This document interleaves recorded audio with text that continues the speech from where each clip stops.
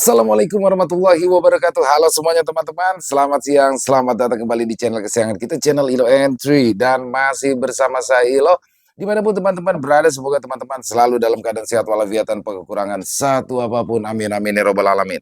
Pada kesempatan siang hari ini, pada kesempatan yang baik ini, kami akan melanjutkan kisah dari Bayu Aji ya. Kisah Kesumat Putra Wilwatikta karya dari Nana Septiana. Wah, kisah yang keren. Setelah 2 hari kita beristirahat ya dari Gunung Slamet ke Gunung Salak, kita akan kembali lagi ke Tanah Jawa di era Majapahit setelah Raja Hayam Wuruk mangkat. Dan kisahnya keren banget dan makin penasaran kan teman-teman bagaimana kelanjutan perjalanan dari Bayu Aji dan kawan-kawan. Tapi sebelum kita masuk ke dalam kisahnya, buat teman-teman mungkin yang baru bergabung, kami ucapkan selamat bergabung dan jangan lupa diklik dulu dong tombol subscribe-nya, lonceng notifikasinya dinyalakan agar teman-teman mendapatkan notifikasi dari konten-konten yang akan kami upload setiap harinya. Dan untuk channel Ilo Entry kami upload setiap hari teman-teman ya, setiap siang jam 12 siang waktu Indonesia bagian Barat. Dan nggak pakai lama-lama lagi deh, nggak pakai basa-basi kepanjangan, langsung saja kita masuk ke dalam kisahnya. Dari halaman belakang rumah Bang Ilo, kita menuju ke Tanah Jawa.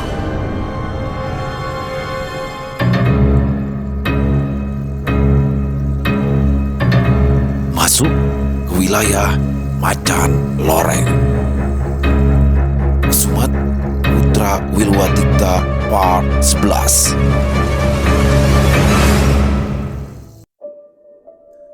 Resi Sukogading mengantarkan kepergian mereka hingga sosoknya tak lagi terlihat dari kejauhan. Mereka kembali menyusuri sungai. Tak ada percakapan berarti antara ketiganya. Bayu, dia lebih banyak membisu, dibebani oleh permintaan yang diberikan Resi Sukogading di malam sebelumnya. Sedangkan Kinanti, dia memilih berjalan di belakang, sibuk mengamati jalan yang mungkin tak akan dilihatnya kembali. Suara binatang hutan mengisi kesunyian. Burung berkicau ramai sambil mencari makan, ditingkahi oleh suara monyet yang tengah bertengkar memperebutkan makanan. Namun, suasana tenang itu tak berlangsung lama, didahului oleh suara semak bergemeresak disusul dengan anak panah yang melesat cepat ke tengah rombongan. Legiwo berteriak tertahan, membuat Bayu terlonjak kaget. Dia bergegas memutar kuda mendekati Legiwo yang memegang paha kiri. Darah mengalir deras dari luka yang ditimbulkan oleh anak panah. Dia meringis kesakitan, kesulitan mengendalikan keseimbangan badan hingga terjatuh dari kuda. Kinanti melompat turun memburu Legiwo yang masih memegangi paha. Mata anak panah itu masih menancap di sana, membuat darah merembes kian deras. Tahan sedikit, ucapnya memberikan peringatan. Dia menggerakkan seluruh tenaga untuk mencabut anak panah. Pelan-pelan, mata Kinanti melotot tajam ke arah Legiwo hingga Bayu berinisiatif menutup mulut temannya dengan tangan, sementara Kinanti menarik bila anak panah. Darah muncrat keluar dari lubang bekas mata panah. Kinanti segera merobek pakaian, bersiap untuk membalutkannya ke luka tersebut. Apa kamu tidak bisa mengobati lukanya dengan kemampuanmu yang dulu? Bisik Bayu sambil melepaskan tangan dari mulut Legiwo. Yang Resi melarangku menggunakannya sembarangan. Dia tahu aku selalu kehilangan tenaga tiap kali selesai pengobatan. Sementara berbicara, tangan Kinanti bergerak mengambil ramuan kering yang diselipkannya di pinggang. Tapi jangan khawatir, aku sudah bersiap menghadapi kemungkinan kalian terluka seperti ini. Bayu berdiam tegak, tak lagi mengawasi Kinanti yang berusaha menghentikan pendarahan dari luka Legiwo. Ada hal lain yang lebih menyita pikirannya, ya, si pemanah misterius. Dari caranya membidikan anak panah, jelas orang itu memiliki kemampuan bagus. Hanya saja, siapa yang mengincar mereka di tengah hutan seperti ini? Pertanyaan Bayu segera terjawab ketika muncul 7 orang di depan mereka. 1 orang memegang busur panah yang terentang kencang siap menghabisi lawan, sedang sisanya menghunus pedang berbilah tajam. Benar katamu, Kakang. Ternyata ada darah manis dalam rombongan mereka. Lelaki berbaju loreng berlama-lama menatap Kinanti, matanya berkelebat penuh nafsu. Siapa kalian? Bayu menghalangi Kinanti dari pandangan gerombolan orang tadi kenal. Siapa kami? Pertanyaan Bayu dibalas oleh gelak tawa. Harusnya kami yang bertanya, siapa kalian? Sabar, sabar Ireng. Mungkin mereka tidak tahu kalau mereka telah memasuki wilayah kekuasaan macan loreng. Lelaki dengan busur panah di tangan menyahut untuk menyabarkan walau terdengar menenangkan. Tetapi wajahnya dipenuhi code terlihat garang. Macan loreng, Kinanti terkesiap kaget kala mendengar kelompok bandit itu disebut. Dia menoleh ke sekeliling, lantas mengeluh pendek karena telah teledor memasuki hutan ini. Bayu tak mengenal nama gerombolan berandalan di depannya, namun dia segera memasang kuda-kuda. Melihat Bayu sudah bersiaga, gerombolan itu kembali tertawa meremehkan. Sudah, serahkan saja gadismu itu beserta kuda kalian. Setelah itu, kamu bisa pergi keluar dari hutan ini tanpa tergores sedikit pun. Siapa maju lebih dulu? Tantang Bayu. Wajahnya datar, tak peduli pada ledekan mereka. Mendengar tantangan si pemuda, salah satu pentolan macan loreng langsung beradang. Dia maju sambil memainkan pedang, diayunkan cepat untuk menakuti calon mangsanya. Bayu tak menunggu lama, dia langsung menghantamkan kepalan tinju ke arah ulu hati lawan. Gerakannya cepat, tapi dapat dibaca dengan mudah. Serangan Bayu ditepis, satu tendangan mendarat di dada hingga ia terempas beberapa tombak ke belakang. Bayu melompat berdiri, kembali menyerang dengan jurus serupa. Lawannya mengayunkan pedang, bersiap memotong tangan Bayu, namun dia lengah melindungi kepala karena mengira tinju akan bersarang di perut. Bung! Dia tersentak mundur, pedang di tangan terjatuh ke bawah, sementara kepalanya terasa berputar-putar terkena hantaman. Belum lagi pedang sampai ke tanah, Bayu telah menyambarnya dengan cepat. Siapa lagi yang akan maju? Berbekal pedang rampasan, Bayu kembali memasang kuda-kuda. Sang pemilik pedang telah roboh berdebam di depannya. Keparat, kawanan macan loreng berteriak murka kala melihat temannya kalah dalam 2 kali gebrakan. Mereka menyerang bersamaan. Hanya si pemegang panah yang masih berdiri di belakang mengawasi gerak-gerik anak buahnya sambil sesekali melirik ke arah Kinanti dan Legiwo yang tersudut ketakutan. Suara binatang hutan langsung lenyap, tergantikan oleh denting pedang yang saling beradu. Percikan api terlihat berulang kali, disusul oleh daun kering yang berhamburan karena perkelahian yang terus berlangsung dengan sengit. Bayu bergerak lincah, menangkis setiap serangan pedang yang ditujukan padanya. Sadar tak dapat menggantungkan nasib pada sebilah pedang hasil rampasan, dia juga mengerahkan tenaga dalam di setiap gerakan.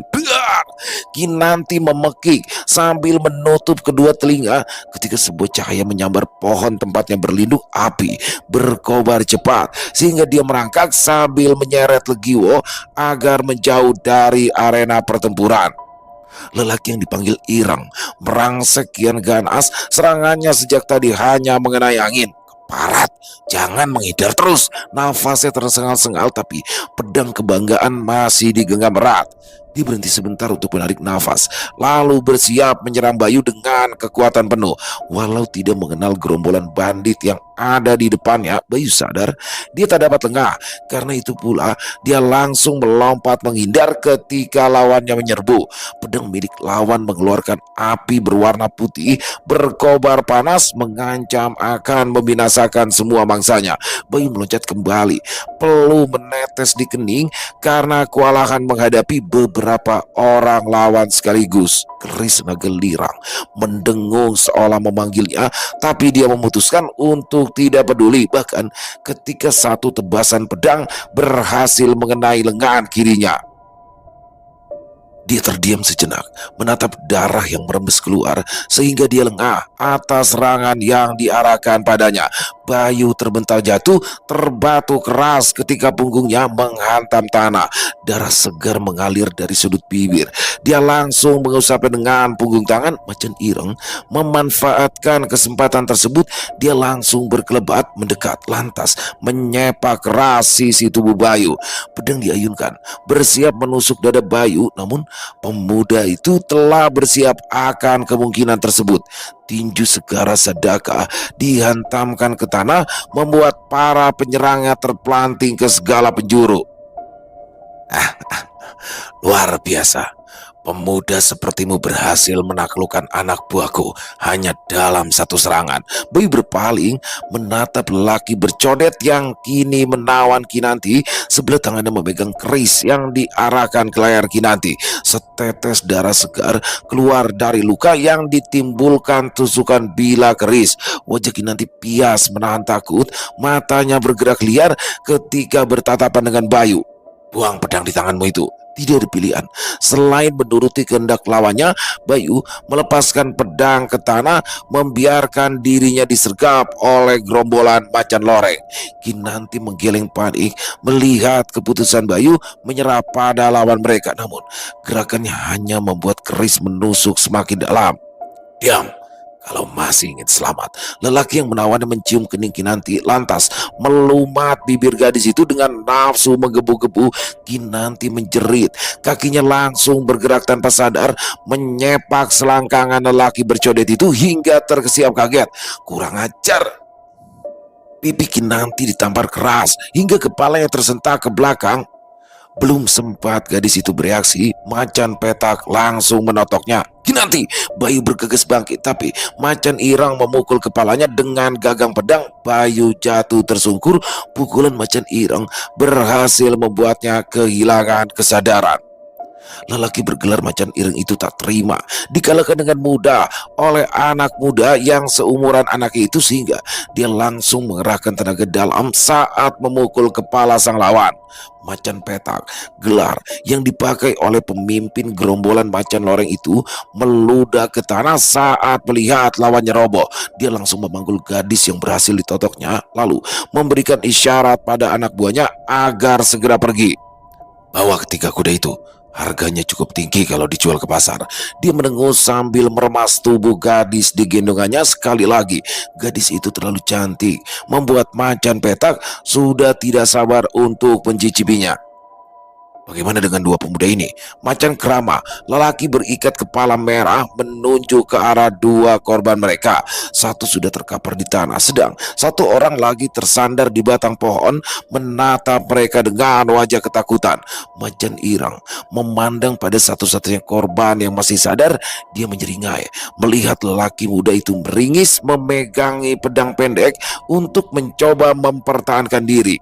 Kaki macan irang baru akan dilangkahkan ketika tangan Bayu mencekalnya. Dia terjatuh dengan wajah membentur tanah lebih dulu. Macan kerama bertindak cepat, melihat temannya tersungkur ke depan. Dia segera menghunuskan pedang menikam dada Bayu yang masih berbaring di tanah. Namun Bayu tak tinggal diam, merasa nyawanya di ujung tanduk. Dia berguling menyingkir. Darah meleleh ke wajah, mengalir dari kepalanya yang terluka akibat dipukul dengan gagang pedang. Bayu menghempaskan tangan ke tanah, menimbulkan angin dahsyat yang bertiup kencang ke segala penjuru, membuat semua lawannya terbental ke berbagai arah, termasuk macan petak yang sempat tengah. Kinanti terhempas jatuh dari tangan macan petak. Legiwo yang melihat kesempatan baik itu bergegas maju untuk meraih tubuh temannya. Jangan coba-coba.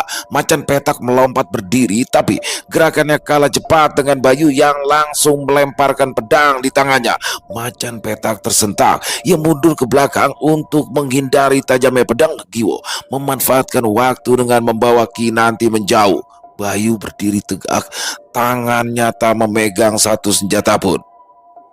Sekarang kita bisa bertarung dengan bebas, tanpa diganggu oleh rekan-rekanmu. Anak muda bau kencur, berani sekali kau menantangku. Macan petak menjawab datar, matanya bergerak liar pada anak buahnya yang terkapar di beberapa tempat. Bukankah kalian yang memancing lebih dulu? Ujar Bayu sambil mengusap darah yang menetes ke mata. Tindakannya santai, seolah tak sedang berhadapan dengan musuh berkemampuan tinggi. Macan petak meludah lagi. Busur panah tak digunakannya. Dia justru meraih pedang yang sejak tadi berada di pinggang. Dia membungkuk, tangan kanan memegang gagang pedang, sedang tangan kiri membelai ujung pedang yang meruncing. Tampaknya kau sudah bosan hidup. Ayo, maju. Senyum sinis tersungging di wajah Bayu. Dia menjulurkan tangan, bergerak menantang macan petak agar menyerang lebih dulu. Rasakan ini, macan petak tak menunggu lama. Dia langsung menyabetkan pedang keramat ke arah musuh. Bayu melompat gesit dengan lincah, menghindari setiap ayunan pedang. Pasir dan daun kering berterbangan karena perkelahian mereka berlangsung sengit. Wajah macan petak merah padam. Nafasnya memburu terbawa amarah. Dia berhenti sesaat untuk memulihkan tenaga, lantas menyerang kembali dengan kecepatan penuh. Kali ini Bayu kesulitan menghadapi macan petak yang sudah kehilangan kendali. Pukulan dan sabetan pedang dimainkan silih berganti secara bertubi-tubi. Dia bahkan jatuh terduduk ketika pukulan macan petak berhasil mengenai dada. Saat dia mencoba mengelak, kaki macan petak menendangnya tepat di kepala. Bayu berkomat kamit merapal mantra Segara Sadaka, tapi musuhnya tak tinggal diam. Pedang menyabet lengannya, menimbulkan luka dalam hingga dia tak bisa berkonsentrasi menggunakan Segara Sadaka. Berbekal ilmu peringan tubuh, Bayu melompat ke atas pohon tinggi, memegangi luka yang terasa perih.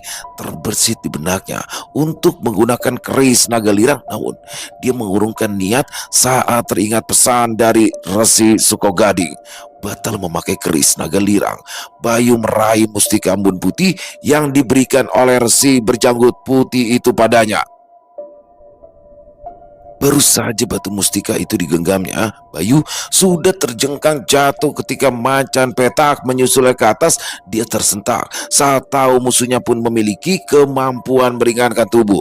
Penglihatan Bayu mulai berkunang-kunang, tapi dia tak sudi menyerah kalah begitu saja. Tidak di tangan para bandit, tidak untuk saat ini. Tangannya memegang mustika embun putih, dikepalkannya kuat-kuat. Mantra yang diberikan oleh Resi Sukogading dirapalkan cepat, sementara dia kembali melompat menyongsong macan petak yang baru turun dari ketinggian. Prang! Macan petak tertegun saat pedang keramat miliknya pecah berantakan seperti gerabah murahan. Tangan Bayu berhasil mematahkan logam berat itu hanya dengan satu pukulan saja. Tanpa menunggu lebih lama, Bayu kembali melayangkan pukulan yang diarahkan ke perut tak dapat dihindari lagi oleh musuhnya. Lelaki dengan wajah penuh codet akibat pertempuran itu tersentak mundur. Dia terbatuk hebat. Cairan merah berbau anjir mengalir deras tiap kali mulutnya terbuka. Kurang bisiknya sebelum tumbang ke tanah. Bayu mendekat, memperhatikan dada macan petak yang masih bergerak. Ditariknya nafas lega karena ia berhasil menaklukkan ketua gerombolan bandit tanpa menghilangkan nyawa mereka. Bayu, seru Legio tertahan. Kepalanya menyembul di balik semak-semak untuk memastikan keadaan sudah aman. Kamu tidak apa-apa? Pemuda itu menggeleng. Tunggulah di sana sebentar. Ada yang harus aku bereskan lebih dulu. Legio mengangguk, matanya awas memandang sekeliling, sementara Bayu melucuti senjata rombongan macan loreng lalu mengikat mereka menggunakan rotan yang berhasil ditemukannya. Setelah berhasil meringkus mereka semua, Bayu beranjak menuju semak-semak. Bayu bertanya, "Bagaimana lukamu?" "Ya, seperti biasa, Kinanti sangat hebat dalam hal mengobati luka. Darahnya sudah tidak mengalir, tapi yang masih terasa nyeri. Bisa menunggang kuda." Bayu ikut mengamati paha Legio yang sudah dibebat dengan kain. "Daripada memikirkan itu, bagaimana kalau kamu bantu Kinanti dulu?" saut Legio sambil menuju ke arah Kinanti yang masih terbaring dengan mata terbuka lebar. "Aku nggak ngerti nih bagaimana caranya membuka totok." Bayu berjongkok di samping Kinanti, tersenyum geli melihat mata Kinanti yang melotot ke arahnya. "Tapi kurasa keadaan kita jadi lebih nyaman kalau dia diam seperti ini." Bola mata Kinanti bergerak-gerak, menyiratkan emosinya bergolak kala mendengar kalimat Bayu. Masih sambil tertawa, Bayu membuka totokan pada tubuh Kinanti. Aliran darah seketika langsung mengalir dalam setiap urat nadi Kinanti. Kembali perlahan, dia menggerakkan ujung jari tangan dan kaki, memastikan tubuhnya telah dapat bergerak. Setelah yakin dia dapat bergerak kembali, Kinanti langsung duduk, lantas menjentik dahi Bayu. Pemuda itu meringis sambil menoleh pada Legio, lantas berkata, apa kataku, keadaan kita itu jauh lebih baik, lebih damai kalau dia berada dalam pengaruh totok." Kuda mereka berjalan semakin lamban karena membawa rampasan dari gerombolan macan loreng. Walau Bayu sudah melarang Kinanti, tetapi gadis itu bersikeras mengambil semua sisa persenjataan dan perbekalan yang dimiliki para bandit itu. Buang saja, perjalanan kita jadi jauh lebih lambat. Bagaimana kalau mereka sadar lalu mengejar kita lagi? Kinanti membalas sengit. Tidak ada yang berani menjamin kalau gerombolan itu tidak akan membalas kita. Apalagi kalau senjata masih di tangan mereka. Bayu menghela nafas panjang.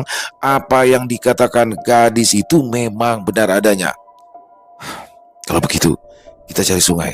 Lalu lemparkan semua senjata ini ke sungai. Kamu yakin Bayu? Legiwo ikut menimpali. Kalau senjata ini dijual, kita akan memperoleh banyak keuntungan. Kinanti mengangguk antusias senang karena ada suara yang mendukungnya. Sejak luka Legiwo ditangani Kinanti dengan cermat, lelaki itu menjadi teman yang lebih pengertian pada Kinanti. Luka Legiwo memang belum kering sepenuhnya, namun tidak ada lagi rasa nyeri atau sakit yang mengganggu walau telah seharian menunggang kuda.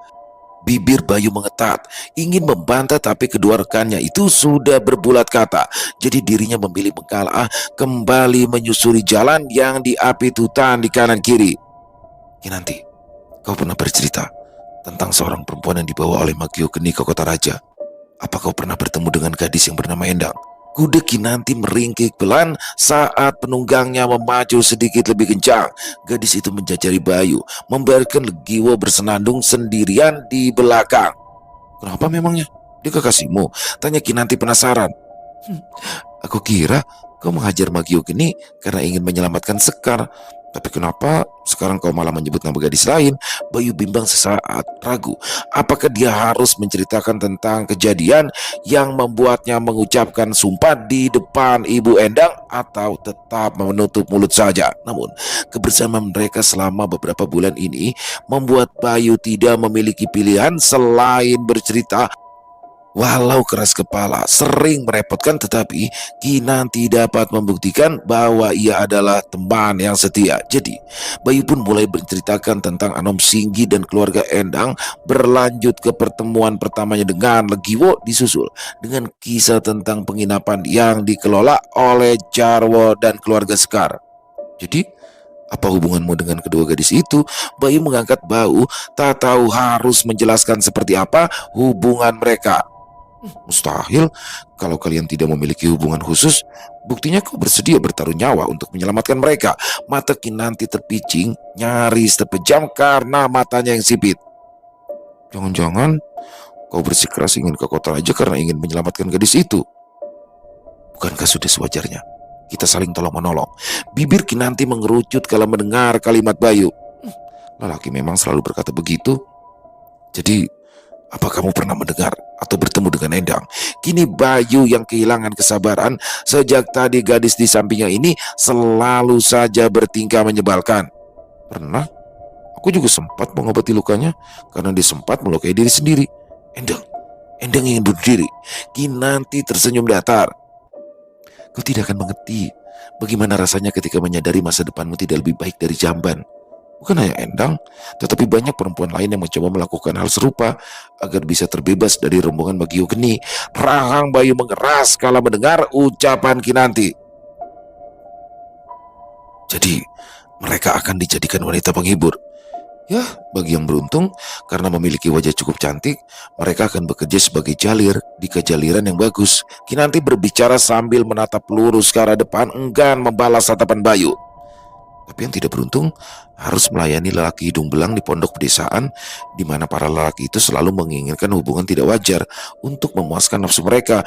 Kuda Legiwo berderap menyusul mereka berdua. Wajah tegang kedua rekannya membuat Legiwo penasaran, ingin tahu apa yang sedang dibicarakan antara Bayu dan Kinanti. Dan kau memiliki andil dalam menjerumuskan mereka. Benar, karena dosaku itu pula aku memutuskan untuk membantumu untuk mengalahkan Magio Geni. Akhirnya Kinanti balas memandang Bayu.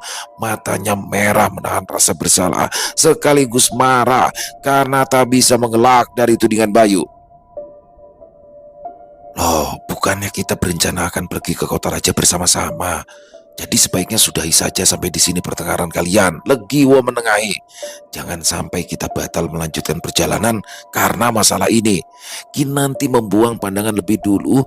Dia memacu kuda agar melaju cepat supaya dapat mendahului Bayu dan Legiwo.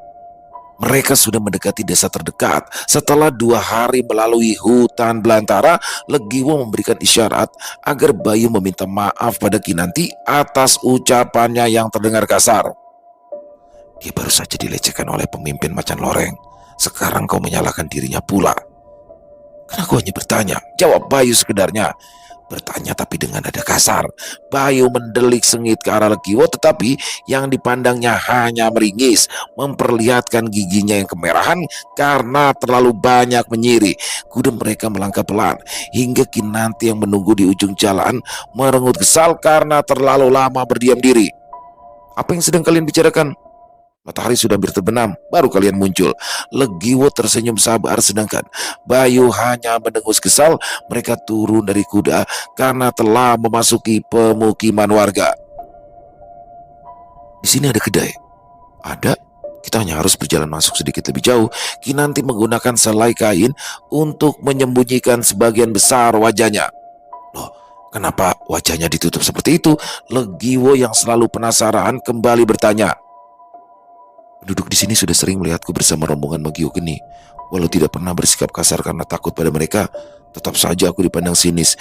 Kinanti merapikan selendang agar bibir dan hidungnya semakin tersembunyi. Bayu mendengar dengan jelas pembicaraan Kinanti dan Legiwo. Diliriknya kuda mereka yang membawa pedang dan senjata lain jelas akan semakin menimbulkan kecurigaan di hati warga desa. Sebaiknya kita tidak perlu singgah di sini. Dia berbalik ke belakang, memberi keputusan yang langsung disambut dengan protes. Aku ingin istirahat sebentar. Kakiku hampir mati rasa karena terlalu lama mengendarai kuda. Legiwo menunjukkan pahanya yang masih dibalut kain. Sedang Kinanti, walau tidak mengajukan protes, bahunya langsung terkulai lemas kala mendengar keputusan Bayu. Hanya saja dia enggan untuk berbicara lebih dulu pada lelaki itu. Hatinya masih mangkal. Bagaimana kalau warga desa menganggap kita sebagai rombongan penjahat juga? Hah? Apalagi sekarang kita membawa banyak senjata seperti sekarang ini. Telunjuk Bayu masih diacungkan lurus ke arah bawaan mereka ketika rombongan prajurit lewat di depan mereka. Pakaian mereka gemerlapan, terasa sangat akrab di ingatan Bayu. Seragam prajurit kadipaten yang kerap dilihat Bayu berlatih di depan kediamannya. Namun bukan mereka yang menarik perhatian Bayu, melainkan sang pemimpin yang terus berjalan di depan. Walau wajahnya telah dihiasi oleh gurat usia, Bayu tak bisa melupakan lelaki yang telah mengkhianati keluarganya. Baik, kita singgah ke kedai di desa ini. Mata Bayu terus mengikuti pemimpin rombongan prajurit yang menghentikan iringan mereka di sebuah kedai. Wirasana duduk di salah satu bangku kayu yang disiapkan oleh pemilik kedai. Wajahnya pongah dengan dagu mendongak ke atas, tidak menaruh peduli pada pelayan yang datang tergopoh-gopoh menyajikan minuman. Sedangkan Bayu, dia memilih duduk menyendiri di sudut kedai. Tuak yang disediakan untuknya tak tersentuh sama sekali. Dia hanya menekuni cairan itu sambil sesekali melirik bosan ke arah Kinanti dan Legiwo yang sudah sibuk menikmati makanan mereka di meja yang lain. Saat melirik sekali lagi ke arah Kinanti, matanya tak sengaja berbenturan pandang dengan Wirasana, lelaki yang masih bertubuh tegap walau satu dasawarsa telah berlalu, memandangnya dengan sorot mata terkejut. Tangannya memukul meja, membuat bumbung berisi tuak bergerak. Hampir saja cairan memabukan dari nira kelapa tersebut tumpah. Beruntung wakil Wirasana sigap bergerak. Ada apa, Senopati? Telinga Bayu berkedut kala mendengar gelar Senopati disebut. Terakhir kali mereka bertemu di malam celaka silam, Wirasana hanya menempati posisi sebagai Panji Sandaka. Bayu kembali memandang tuak miliknya, hangat dan beraroma sedikit manis.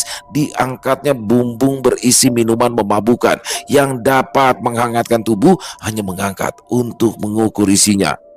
Bayu bukanlah pemabuk yang gemar mencari kehangatan dari minuman semacam ini. Bayu memesan tuak hanya agar mejanya tak terlihat kosong. Kisanak sepertinya kesepian. Boleh saya temani? Kepala Bayu mendongak berhadapan langsung dengan lelaki bergelar Senopati Wirasana yang dulu dikenalnya sebagai pemimpin prajurit Kadipaten. "Ah, maafkan saya Kisanak, terlalu meratapi diri hingga tak sadar kehadiran orang asing rendahan seperti ini telah menarik perhatian petinggi prajurit. Sengaja ditekankannya kata orang asing hanya untuk menegaskan bahwa mereka tak pernah bertemu. Bayu hanya ingin mengamati keberadaan Wirasana terlebih dulu sebelum menyusun strategi untuk menyerang. Walau darah sudah mendidih panas sejak tadi, Bayu masih berusaha meredamnya. Wirasana terbahak. "Jangan sungkan seperti itu. Kulihat usia Kisanak tampaknya tidak terlalu jauh denganku. Jadi, mari kita minum bersama. Sebagaimana Adimas dan Kakang Mas."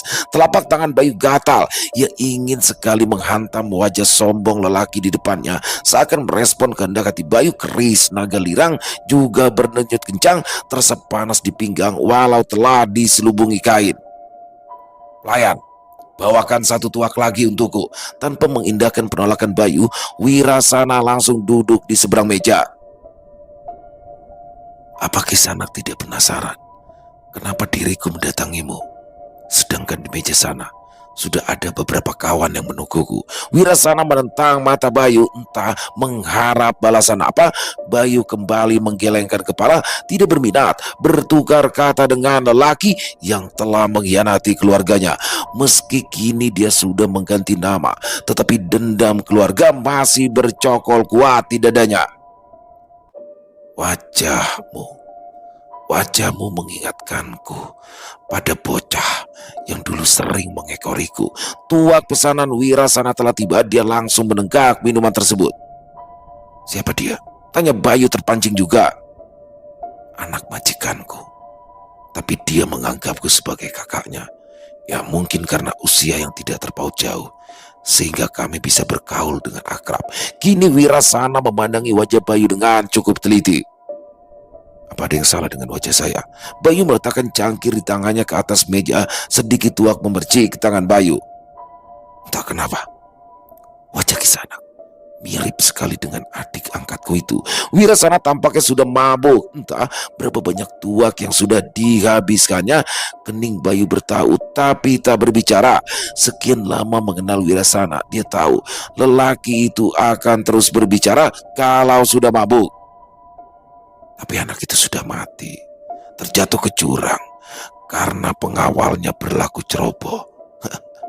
Seharusnya diserahkan saja padaku agar bisa langsung menghabisinya. Aku ingin melihat wajah sombongnya itu pucat ketakutan karena berhadapan pedang pati kuning. Wirasana terkekeh, lantas kembali menenggak minumannya.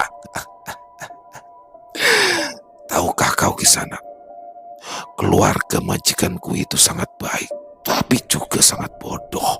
Mata Wirasana menerawang, mengingat saat dia masih menjabat sebagai Panji Sandaka, usianya baru menginjak 20 tahunan. Tetapi Adipati Condong sudah menugaskannya sebagai pemimpin prajurit rendahan.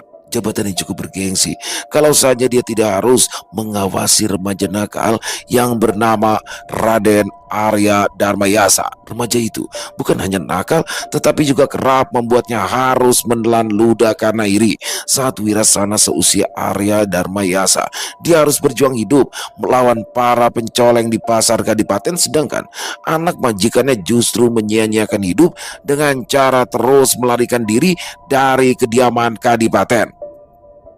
Dia sudah menganggap Kisanak sebagai kakak kandung. Tapi kenapa Kisanak justru mengidamkan kematiannya? Senyum Wirasana tampak culas kala mendengar pertanyaan lawan minumnya. Tangan yang berotot langsung menjentikan dua jari ke udara. "Pertanyaan bagus. Kupikir Kisanak tak berminat mendengarkannya." Bayu bahkan sudah tak sanggup tersenyum seperti awal pertemuan. Dianggukan kepala dengan mata menyorot tajam ke arah Wirasana. "Keluarga majikanku sejak dulu itu memperebutkan posisi sebagai adipati. Tentu saja aku hanya loyal kepada pihak yang berani membayar lebih tinggi." Seringai di wajah Wirasana kian melebar. Aku hanya bertugas menjadi mata-mata, mencoba mencari tahu apa kelemahan majikan. Naga lirang bergetar kuat di rangganya, mengeluarkan hawa panas yang tidak biasa, sedang Bayu terus mengendalikan diri. Tapi walau tidak memiliki kesempatan menghabisi anaknya yang sombong itu, aku ya sempat mencicipi tubuh ibunya. Wirasana berdecak pelan, kepalanya digelengkan sementara matanya terpejam membayangkan istri Adipati Condong yang mati bunuh diri usai digulir para prajurit. Tangan Bayu bergerak tanpa disadari. Dia menggebrak meja dengan kuat, membuat bumbung menumpahkan seluruh tuak cangkir dari gerabah bergelimpangan jatuh pecah saat membentur lantai tanah. Wirasana membuka mata perlahan, senyum kembali tersungging di bibirnya. Kenapa? Kenapa Raden Arya Dharmayasa kau sakit hati karena mendengar nasib ibumu?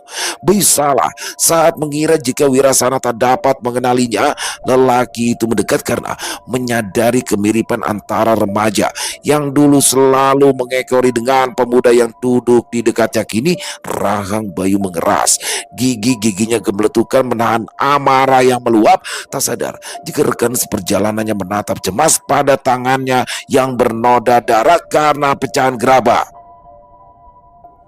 Pantas, Adipati Mergolo Joyopati masih selalu melakukan pencarian pada dirimu. Lelaki culas itu percaya pada ramalan bahwa dirimu kelak akan menumbangkan kekuasaannya. Wirasana masih duduk di tempat semula, tak terpengaruh oleh kemarahan pemuda di depannya. Sedangkan bawahan Wirasana segera berlarian mendekati pemimpin mereka, menghunuskan pedang dan keris andalan untuk melindungi sang senopati. Tangan Wirasana terangkat, menyuruh bawahannya menahan langkah. Pemuda ini harus mati di tanganku. Tak ada satupun dari kalian yang boleh ikut campur dalam pertempuran kami. Bayu berdiri tegak menanggapi kalimat Wirasana. Tentu kematianku dihargai sangat mahal. Berapa peti emas? Berapa peti emas yang akan Kakang Wirasana terima jika berhasil mempersembahkan kepalaku pada Paman Joyopati? Wirasana tertawa pendek. Sejak dulu mulutmu itu memang selalu berkata pedas. Usai berbicara, dia langsung menarik nafas panjang dan menghembuskan melalui mulut.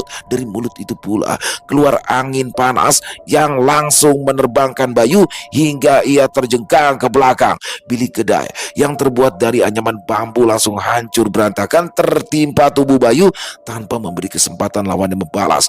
Wirasana segera mengeluarkan pedang pati kuning. Kinanti terlonjak kala melihat rekannya terlempar jauh ke belakang. Hanya dengan satu gerakan lawan, dia ingin memburu Bayu, memeriksa apakah pemuda berikat kepala hitam itu terluka. Namun Legiwo segera meraih tangan Kinanti, menahannya agar tetap berada di sisinya, meringkuk seperti yang lain. Kenapa? Kita harus segera menolong Bayu, ujar Kinanti sedikit keras. Legiwo lagi-lagi bertindak cepat. Mulut Kinanti dibekap kuat supaya tidak bersuara. Diam, jangan mengganggu Bayu. Tapi kepala Kinanti disuruhkan ke bawah meja kayu yang tak terlalu rapi potongannya. Legiwo tidak memperdulikan kerutuan Kinanti karena diperlakukan sedemikian kasar. Biarkan Bayu mengatasi masalahnya sendiri. Legiwo ikut bersembunyi seakan tak mengenal pemuda yang terkapar di atas tanah. Bayu terbatuk-batuk karena debu mengepul tebal yang berterbangan di sekitarnya. Sementara Wirasana berdiri tegak, beberapa tombak di depannya, tertawa keras melihat dirinya roboh dengan begitu mudah. Adipati Joyopati termakan ramalan palsu. Anak manja sepertimu dipercaya akan melengsarkan kekuatannya, ucapnya seraya satu tangan berkacak pinggang. Di mataku, kau tidak lebih dari anak kecil biasa. Kalau diriku hanya anak kecil biasa, kenapa Kakang tidak segera menghabisi anak kecil ini? Diusap darah yang menetes di bibir, lantas meludahkan sisa darah. Hidupmu pasti terlalu menyakitkan sehingga mengharap maut datang lebih cepat. Cengiran Senopati Wirasana lebih mirip seringai puas kucing saat mempermainkan tikus. Sabar adik kecil, aku ingin bermain-main sebentar sebelum memenggal kepalamu dan mempersembahkannya pada Adipati. Hmm, atau itu hanya alasanmu saja? Kakang tidak menyerangku karena takut terkena tulah. Ada orang yang telah berbaik hati mengangkat derajatmu. Sinis Bayu berkata. Dia telah berdiri, berjalan beberapa langkah, lalu memasang kuda-kuda, senyum di bibir Wirasana lenyap. Pedang pati kuning digenggamnya semakin erat, sehingga uratnya menyembul keluar. Jaga mulutmu. Apakah Kakang berhasil menikahi Rara Intan? Tentu dia akan senang kalau aku memberitahunya bahwa dirimu adalah pengkhianat, menusuk dari belakang demi memperoleh kekuasaan dan nama baik. Bayu berbicara dengan mata memandang lurus ke arah Wirasana. Bayangkan lagi, seperti apa perasaan Rara Intan kalau tahu kekasihnya telah mencicipi paksa tubuh perempuan lain. Disebut sebagai pengkhianat hanya sedikit menyentil hati Wirasana. Namun nama Rara Intan yang kini telah menjadi istrinya disebut-sebut membuat Wirasana naik darah. Melihat wajahmu, tentu Rara Intan tak pernah tahu sifat bejat suaminya. Sebelum menghabisiku, katakan, berapa perempuan yang sudah menjadi korbanmu, Kakang? Kurang ajar, mulutmu memang tak bisa diam. Sudah lama aku mengincar nyawamu, tapi kini akan ku korek jantungmu dan ku persembahkan langsung pada Adipati Joyopati. Ludah bercipratan dari mulut Wirasana, wajahnya memerah bagai saga. Ganti Bayu yang tertawa kala melihat Wirasana begitu marah. Lalu kenapa? Lalu kenapa? Kau diam saja tak berkutik seperti itu? Tantangan Bayu membuat Wirasana tak lagi menahan diri. Kakinya melaju cepat, ditendangkan ke arah muka lawan. Satu kaki bisa dielakkan dengan mudah, tetapi di tendangan kedua mendarat telak di leher Bayu. Dia terjajar ke belakang, bersiap menangkis ketika pedang pati kuning berkelebat tepat di depan mata. Bayu mengelak, tangannya yang bebas menepis lengan Wirasana yang memegang pedang. Lawannya terkejut karena ditangkis dengan mudah. Namun serangan berikut kembali diarahkan kini, kembali menyasar leher yang tak terlindungi. Mustika embun putih telah digenggamnya sejak tadi, memancarkan cahaya putih menyilaukan dari tangan Bayu. Wirasana melompat mundur, matanya tak dapat melihat dengan jelas karena sinar terang dari Bayu. Satu tangan terpaksa digunakan untuk melindungi mata sambil melompat maju ke depan untuk kembali menyerang. Bayu tidak menyangka Wirasana akan memberikan serangan ganas. Walau matanya silau, dia lengah sehingga dadanya tertumbuk tendangan sekali lagi. Bruk! Bayu terjatuh dengan punggung terlebih dulu menghantam tanah. Batu kerikil menusuk tajam ke kulit, tapi tak dirasakan pedihnya. Dia bangkit berlutut sambil memandang ke depan, sadar Wirasana yang kini berpangkat senopati tak bisa dikalahkan dengan mudah. Putus lehermu. Pedang peti kuning diayunkan tepat ke depannya, nyaris menebas putus leher Bayu. Tanpa pikir panjang, dia langsung berguling ke samping, menyelamatkan nyawa satu-satunya yang akan direbut paksa. Melihat Bayu kewalahan, Wirasana tertawa girang. Dia terus memburu Bayu tanpa memberinya waktu untuk menghindar. Nafsu membunuh telah naik ke ubun-ubun. Wirasana menyerang Bayu bak orang kesetanan. Di sela ayunan pedang tajam, bubuk kuning berhamburan di udara. Racun! Suara seorang perempuan terdengar nyaring membelah kesunyian. Bayu dan Wirasana menoleh ke asal suara. Gadis berpakaian sutra berseru di balik bilik. Sisa dari kedai yang masih keras kepala berdiri tegak walau sebagian telah hancur karena perkelahian keduanya.